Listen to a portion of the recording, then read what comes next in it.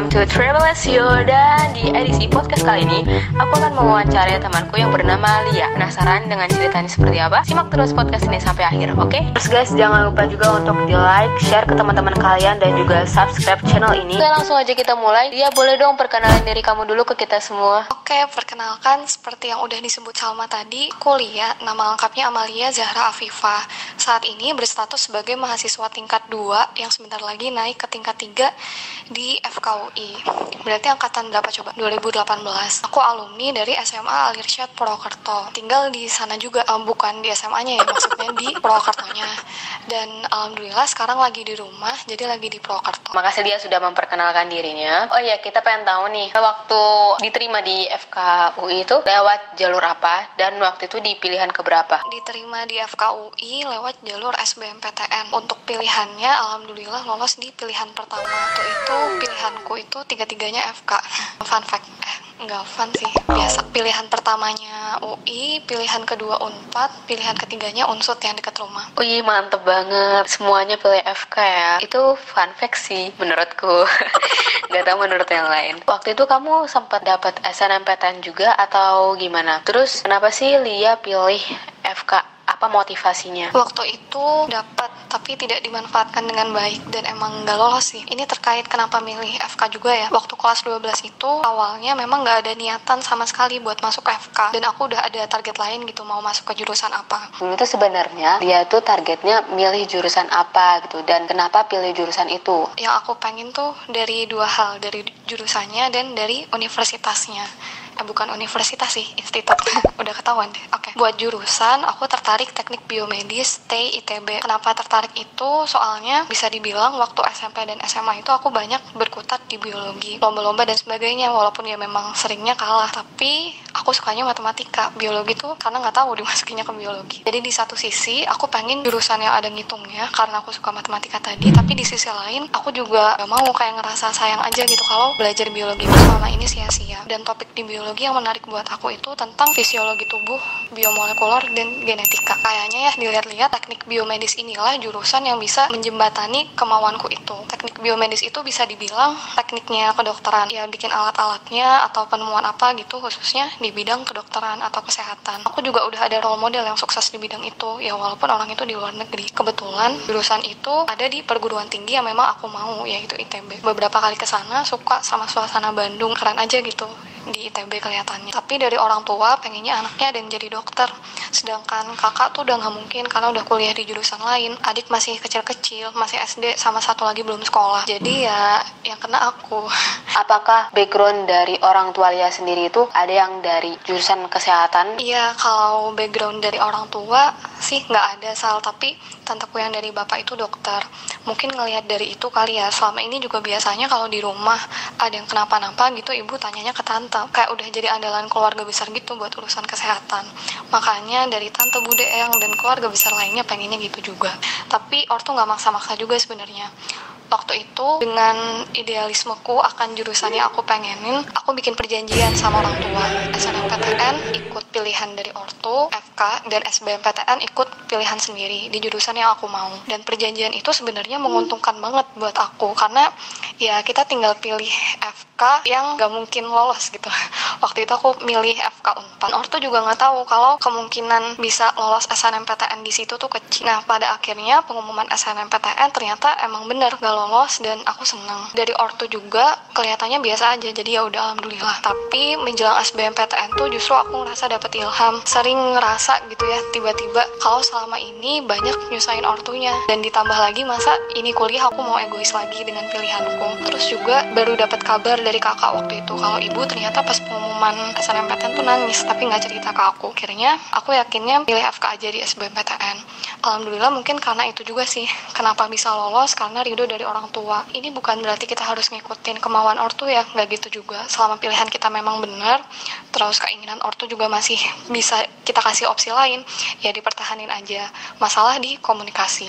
Tapi kalau aku waktu itu memang ortu pengen banget, keluarga besar juga dari mulai tante, bude, eyang, semuanya tuh pokoknya kalau ketemu ngomonginnya ya itu, Lia jadi dokter ya gitu. Walaupun sebenarnya nggak ada pemaksaan sama sekali. Oh, jadi keluarga besar pun juga mendukung gitu ya, pengen banget Lia jadi dokter. Nah, bisa jadi mereka kelihatannya tidak memaksa Lia untuk menjadi dokter, tapi bisa jadi di balik itu doanya mereka tuh kuat banget, Li. Makanya mungkin itu menjadi salah satu faktor Lia diterima di FK gitu ya. Nah, bener banget tuh Sal, poin itu aku sangat setuju. Aku juga nggak nyangka bisa lolos di FKUI. Kalau bukan karena doa dari orang-orang sekitar, kayaknya juga mungkin sekarang aku nggak bisa di sini. Terus menyinggung masalah perjanjian antara Lia dengan orang tua. Jujur pas aku dengar kata-kata perjanjian tuh kesannya kayak menyeramkan gitu loh. Milih jurusan aja tuh sampai ada perjanjiannya gitu loh. Nah, kan Lia bilang sebenarnya perjanjian ini tuh sangat menguntungkan sekali untuk Lia. Faktor apa sih yang membuat Lia yakin bahwa kalau milih ini tuh nggak bakal lolos? Apakah dari nilainya atau dari track record alumninya? Iya, ini perjanjian Hudaybiyah Sal ibaratnya. Soalnya akhirnya dilanggar juga. Jadi aku saat itu memang sangat yakin. Pertama, sekolahku itu sekolah swasta dan aku angkatan ke-8 kalau nggak salah. Jadi sekolahnya masih tergolong sekolah baru. Ditambah lagi antara sekolahku dengan Unpad itu beda provinsi. Kalau dari alumni aku kurang tahu sih. FK Unpad kayaknya nggak pernah. Terus sebelumnya juga kayaknya nggak ada deh yang SNMPTN keterima di Unpad. Ada mungkin dari jalur lain. Nah, kalau dari nilai aku sendiri kurang tahu. Lagi kenapa kemungkinan lolosnya kecil, aku sampai dipanggil guru karena milih FK Unpad. Terus gimana tuh kelanjutannya setelah dipanggil? Jadi waktu itu dipanggil, habis itu dibilangin dengan baik-baik gitu ya. Intinya ngasih tahu kalau ya sayang aja peluang lolos di sana kecil. Terus ngerekomendasiin ambil FK Unsud. Waktu itu aku jawab, intinya nanti bakal diomongin lagi sama orang tua. Tapi di akhir aku tetap milih FK Unpad sih karena tujuanku ada tujuan tersendiri. Nah, dia ini kan dari Purwokerto. Kenapa memutuskan untuk merantau aja deh ke daerah lain untuk kuliahnya kayak gitu? Aku memutuskan merantau karena apa ya? Iya, pengen berpetualang. Lebih ke ini sih, pengen coba intinya pengen coba buat gak di rumah, biar coba ngekos, coba hidup sendiri tanpa orang tua, karena ngerasa selama ini tuh banyak nyusahinnya di rumah ya. Walaupun ngekos sebenarnya nyusahin juga karena jatuhnya ada biayanya sendiri. Terus mungkin kalau jauh dari ortu bisa belajar buat lebih mandiri dan dapat rasa kangennya, jadi bisa lebih menghargai kebersamaan kalau ketemu. Nah, tapi biasanya kendalanya itu, Li, misalnya dari kitanya itu udah siap untuk stay di luar kota, tapi biasanya dari pihak orang tua tuh masih ragu-ragu gitu mau ngelepasin anaknya. Nah, bagaimana cara Lia untuk meyakinkan orang tua supaya mereka mengizinkan kita untuk berkuliah di kampus yang letaknya tuh jauh dari rumah? Ini Salma ngalamin ya. Iya, aku juga beberapa kali dengar cerita teman kayak gitu dan memang gak sedikit ya, banyak kayaknya. Kalau aku sendiri sih mungkin kurang ngerasain kondisi itu karena aku anak tengah, ada kakak yang memang udah kuliah di luar kota dan gak kenapa-napa. Terus di rumah juga masih ada adik yang bisa nemenin orang tua, jadi kayak posisi aku tuh bebas. Mungkin cara ngeyakininya bisa dengan kita bikin tuh komitmen di awal, batasan-batasan apa yang kita pegang nantinya dan bener-bener gak boleh dilanggar ketika kita kuliah nanti, apa yang gak boleh kita lakuin gitu. Terus ya mungkin lagi-lagi tunjukin aja sisi positifnya kuliah di luar kota, apa yang kira-kira kita bisa dapetin dengan kuliah di situ yang gak bisa didapetin kalau kuliahnya dekat rumah. Mungkin lebih tepatnya akan mengalami kali. Ya doain aja semoga berhasil lah ya meyakinkan orang tua. Cara belajar Lia tuh seperti apa sih? Umumnya orang tuh kayak lebih condong gitu loh, lebih jago hitungan dibandingkan hafalan. Terus baliknya, sebelumnya mungkin aku tuh nggak jago hafalan, sama nama orang aja suka lupa, apalagi nama-nama aneh, sering ketukar-tukar juga.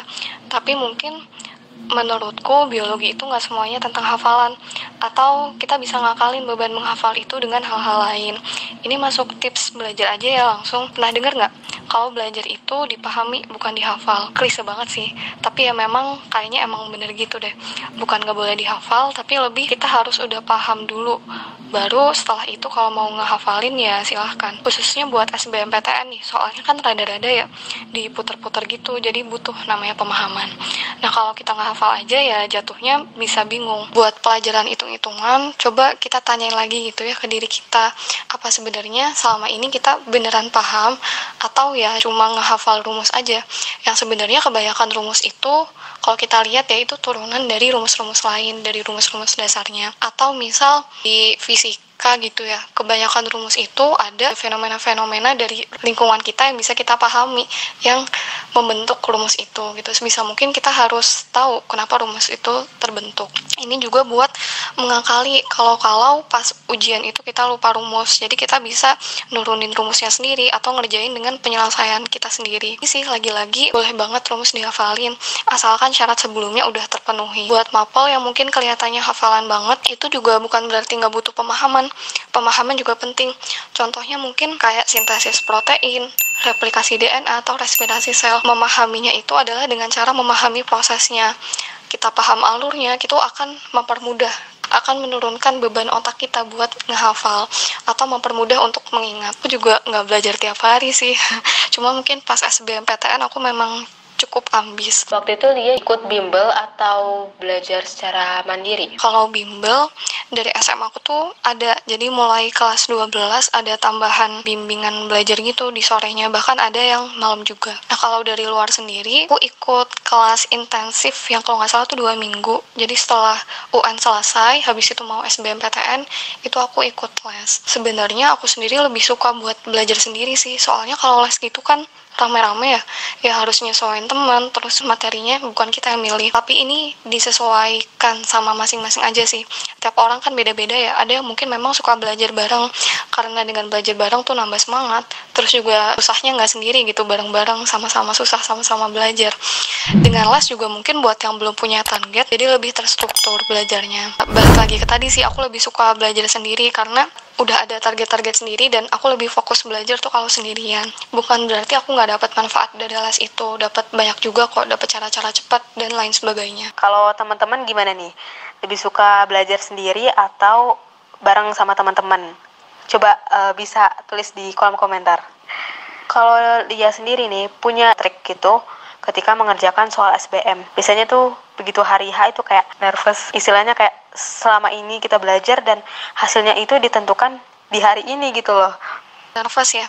Pertama mungkin yang harus kita pegang di awal, semakin kita udah siap, nervousnya juga bakal semakin sedikit. Kalau bisa ya udah semua dipelajari. Inilah pentingnya membuat target di awal, biar di akhir udah selesai semua dan kita udah ada gambaran gitu. Nanti ketika ketemu soal, apa yang bakal kita lakuin. Buat ngatasinya, bisa juga dengan mikir yang bagus-bagus aja.